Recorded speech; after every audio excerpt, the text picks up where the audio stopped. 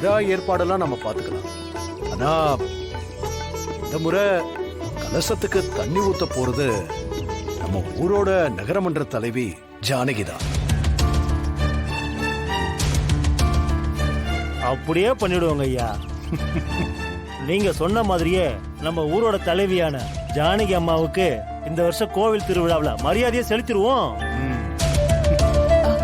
ஏங்க வேண்டாங்க. பெரியம்மா எதுக்கு தயங்குறீங்க? இப்போ நீங்க இந்த ஊரோட தலைவி, சரின்னு ஒத்துக்கோங்க.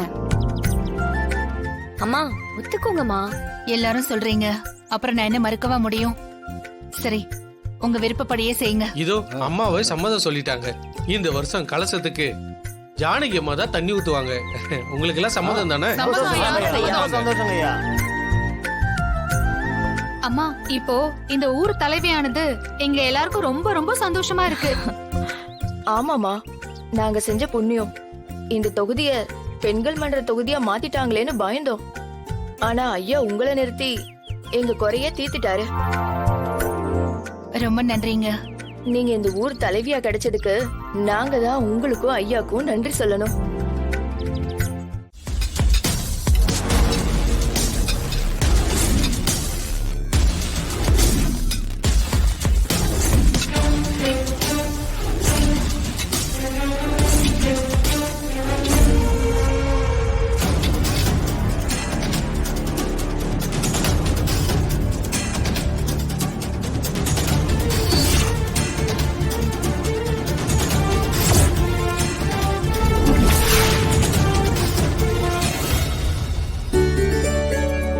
திருவிழாவுக்காக ஐயாவுக்கு இந்த ஊர் சார்பாகவும் இந்த கோவில் சார்பாகவும் பரிவட்டம் கட்ட போறோம்.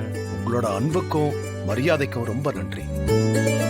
ஆனா இந்த பரிவட்டம் மரியாதைய நம்ம ஊர் தலைவி என்னோட மனைவி ஜானகிக்கு கட்டணும்னு கேட்டுக்கிறேன்.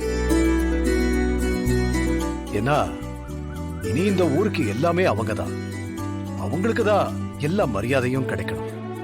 வேண்டாங்க ஐயா, நீங்க சொன்னா என்னைக்கு நாங்க அதை மறுத்து இருக்கிறோம். நீங்க அந்த பரிவட்டத்தை அம்மாவுக்கே கட்டுங்க. நல்லதுங்க.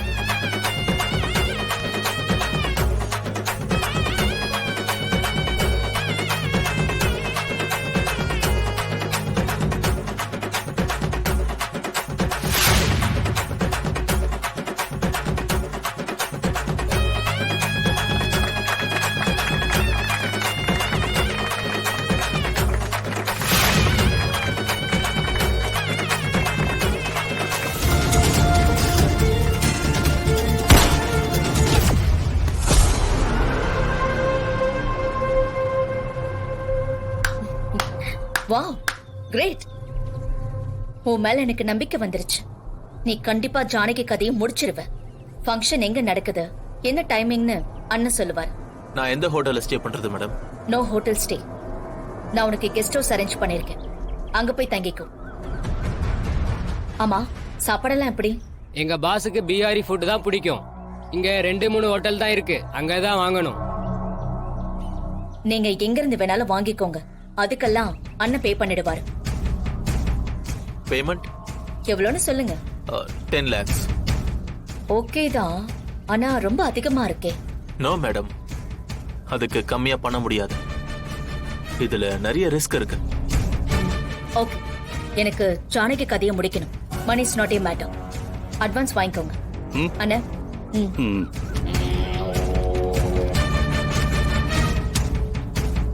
சமயோஜிதமா யோசிக்க தெரிஞ்சவ. ரகு சொன்ன மாதிரி இந்த குடும்பத்தையே கட்டி காக்க தெரிஞ்ச உனக்கு ஊருக்கு தலைவியா இருக்கிறதெல்லாம் ஒரு விஷயமே கிடையாதுமா.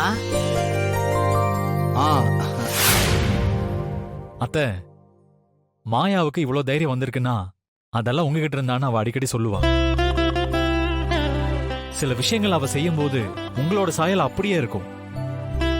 அதனால உங்களை நீங்களே குறைச்சு எடை போடாதீங்க. பெரியம்மா, அப்ப நீங்க என் கூட விளையாட மாட்டீங்களா? எனக்கெல்லாம் சோறு ஊட்ட மாட்டீங்களா? அப்போ நான் ஊருக்கே தலைவியா இருந்தாலும் எனக்கு இந்த குடும்பம் தாண்டா முக்கியம். அப்புறம் தான் எல்லாமே. பெரியம்மா எப்பவுமே உங்க கூட தான் இருப்பேன். சரியா?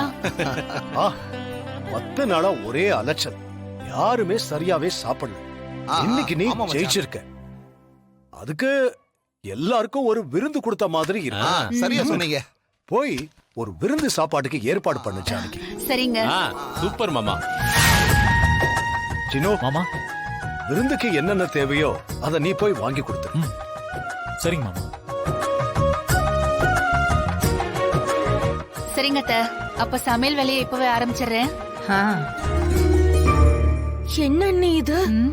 இவங்க தலைவியானதுக்கு நம்மள வீட்டு வேலை செய்ய வச்சிருவாங்க போல இருக்கே. நாம எப்படியாவது எஸ்கேப் ஆயிரலாம். 2 பேரும் அங்க நின்னுகிட்டு என்ன முணுமுணுன்னு பேசிட்டு இருக்கீங்க? போங்க, போய் வேலையை பாருங்க. மா, எனக்கு வயித்து வலிக்குதுன்னு சொன்னமா. ஆமா அத்தை, எனக்கும் வயிறு ரொம்ப வலிக்குது. என்னங்கடி, வீட்டு வேலை செய்யுங்கன்னு சொன்னதும் வயித்து வலி வந்துருச்சா? ஐயோ இல்ல அத்தை, அன்னைக்கு ஓட்டு எண்ணிக்கைய பார்க்க வந்தப்போ அங்க இருந்த கடையில வடை வாங்கி சாப்பிட்டோம். ஆமாமா, அது எங்க 2 பேருக்குமே ஒத்துக்கல. அதான் வயித்த ஒரே கலக்கிட்டு இருக்கு. காலையில இருந்து நாங்க பாத்ரூம்லயே தான் இருந்தோம். ஐயோ அப்படியா? சரி பரவாயில்ல அத்தை. சமையல் வேலையை நானே பாத்துக்கிறேன். அவங்க வயித்து வலியில எதுக்கு வந்து கஷ்டப்படணும்? பத்மா, பார்வதி, நான் மோர் குடுக்கறேன். நீங்க குடிங்க. வயித்துக்கு கொஞ்சம் இதமா இருக்கும். சரியா? சரிங்க அத்தை, நான் வேலையை ஆரம்பிக்கிறேன்.